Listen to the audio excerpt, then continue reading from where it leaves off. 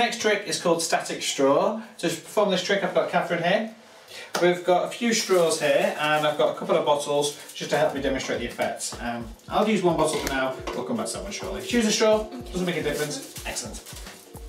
Have you ever been able to move objects with the power of your mind? No, that's your hand. We're going to try and do it with your hand, okay? I'm going to leave the bottle just there. Still, see? Perfect. Okay. If I take the straw, we're going to tear it out of this packet here. Come out. And I'm going to place the straw on the bottle. I'm going to try and move that straw with the powers of my mind.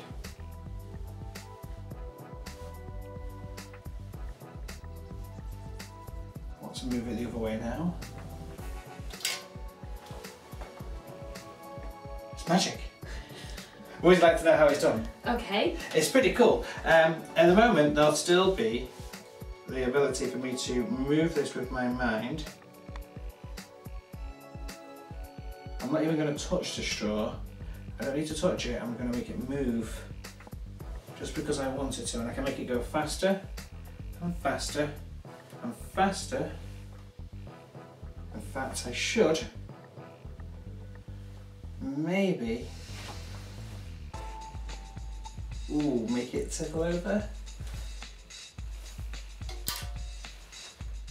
Okay, so how this trick works. This will work with any straw and any bottle. These are plain straws because I give them away in my workshops, but you can do this with McDonald's straws and Burger King straws. They come in a paper wrapped up foil. Now the secret is how you take it out of the wrapper. Every straw will contain a static charge, but it dissipates pretty much within a few seconds of you actually taking it out. But the secret, I'll use another straw for the example, is when I take the straw out of the packet, I'm going to squeeze the straw. I'm going to show you this now.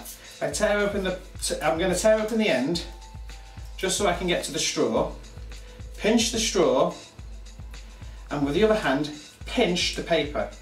And I'm going to rub the straw on the paper as I squeeze it out. So we've got a nice good view of that.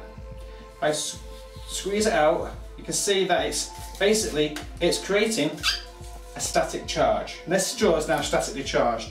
That straw will last, the static will last for about a minute. I place it down on a bottle and I come straight down just so it doesn't connect. And then all I need to do is bring my hand towards it, and the staticity which is within my hands and my body, my own electrical current, will attract to the straw itself. For instance, if you were to take your hand, just move close and you'll be able to make that straw move without touching it. Now it attracts towards the hand, so if you want to change direction, you just come at it from a different direction.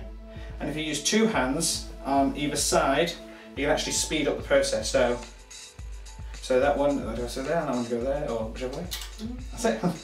The more you spin it, eventually it will fall off. You can actually control it because depending on how much static charge is left, you can actually force it off the bottle with two hands. That takes a bit of practice, and by the time you get there, the charge starts to dissipate. The charge itself will last for approximately 60 seconds. Sometimes a bit longer, sometimes a little less. Usually it's about a minute, which is usually good enough for the effect to work anyway.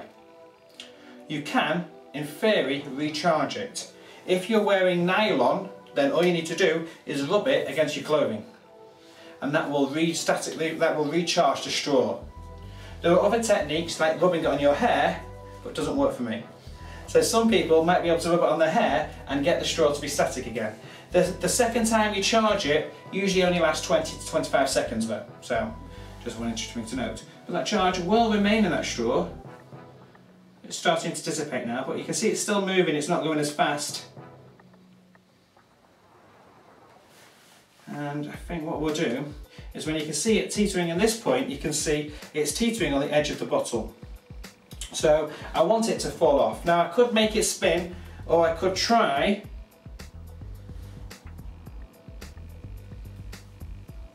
it's not going to go, there's not enough charge, but I can spin it enough so it falls off the bottle. When it falls off the bottle, it makes a very nice ending. So I'm going to let you have a go. By the way, these bottles are just simple bottles. Any bottle will do. We've chosen these ones because they're nice and bland. Does the straw have to be a straw in a packet then? You Yes. can't use, like, for instance, a plastic straw that you get in a box? In theory, no. In theory, I mean, you could try rubbing it on your nylon and all this kind of stuff, and they might work, but with a paper straw, it does all the work for you. So I would suggest using the ones with an individual wrap. So tear it just above the straw end. That's it. Now squeeze the paper as you pull out the straw. That's it. And then place it onto the bottle. Come straight down with your fingers. So that's it. That way it doesn't fall off, and now you can control it. Yeah, just go straight down, I think. Yeah. Once it's resting, it's just because it wants to stick to your hand while there's still that charge there. Look.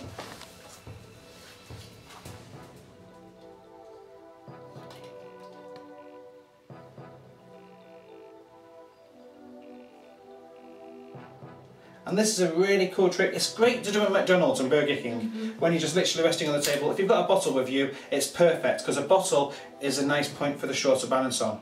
Obviously, you're not going to have bottles in some of those places, but you can do it on the edge of cups and various other objects. The smaller the diameter it's balanced on, I find the better the effect works. So the more it spins and the faster it goes.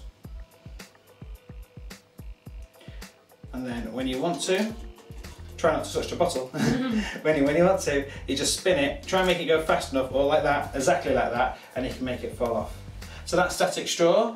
Give it a go next time you're in the McDonald's, or next time you have some drinking straws, and you can have lots of fun with it. You can show some quite cool powers. Okay. Thanks for watching.